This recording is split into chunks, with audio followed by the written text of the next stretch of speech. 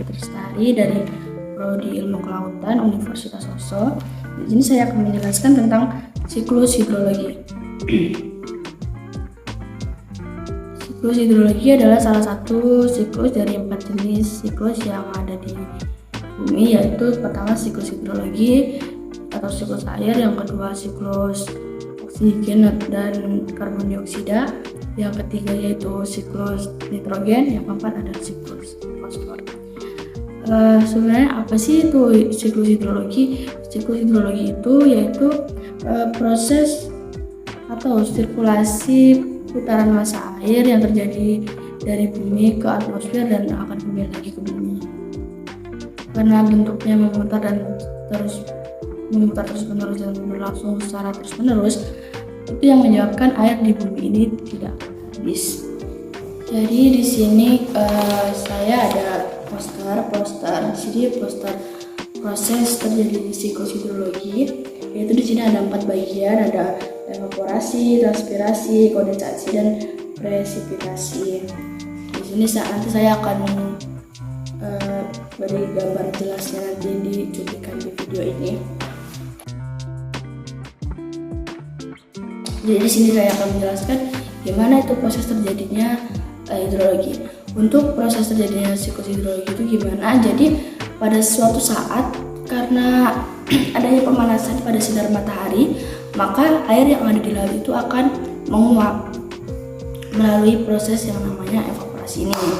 Nah, terjadi proses evaporasi yaitu proses penguapan air yang berasal dari laut, danau, sungai yang disebabkan oleh pemanasan sinar matahari sehingga menguap ke atmosfer. Evaporasi ini terjadi karena temperatur yang cukup tinggi sehingga molekul air yang ada pada air yang ada di permukaan itu memperoleh energi yang cukup untuk memisahkan diri dari air dan yang memisahkan diri dari air yang ada di permukaan bumi ini.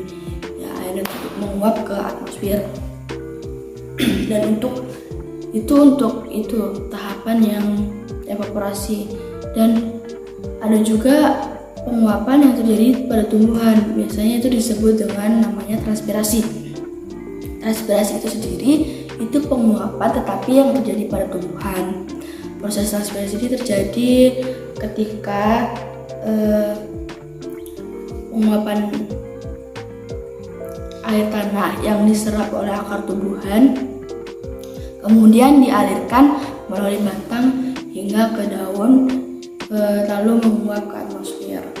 Faktor yang mempengaruhi itu ada suhu, ada pergerakan angin, ada kelembapan udara, terus ada kelembapan tanah, serta ada jenis tanamannya itu gimana.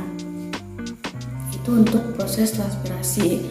Terus yang ketiga yaitu ada proses yang namanya kondensasi, yaitu ketika uap-uap air pada proses evaporasi transpirasi mencapai ketinggian tertentu, maka uap air tersebut akan mengalami yang namanya kondensasi atau pengambunan.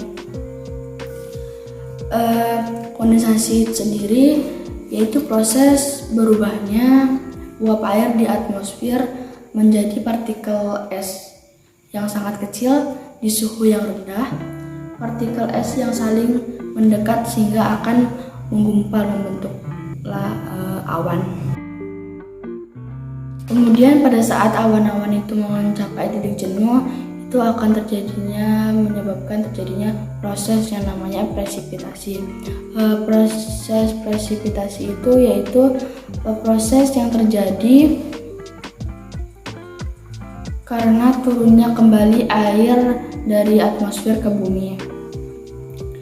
Dikarenakan sudah terlalu banyak uap air yang terkondensasi di awan, sehingga terjadilah yang namanya hujan. Terus ketika itu terjadi di daratan, itu akan menyebabkan yang namanya hujan. Tapi kalau terjadinya di dataran tinggi, misalnya di pegunungan, itu karena perbedaan pressure yang rendah, maka akan terjadinya proses itu akan menyebabkan proses terjadinya turunnya salju atau hujan. Oke guys, jadi itu untuk penjelasan tentang proses terjadinya siklus hidrologi atau siklus air. Semoga ilmu yang saya berikan bisa bermanfaat untuk kalian dan kita semua. Mohon maaf jika ada salah kata. Terima kasih. See you next time. See you next video. Bye. Dadah.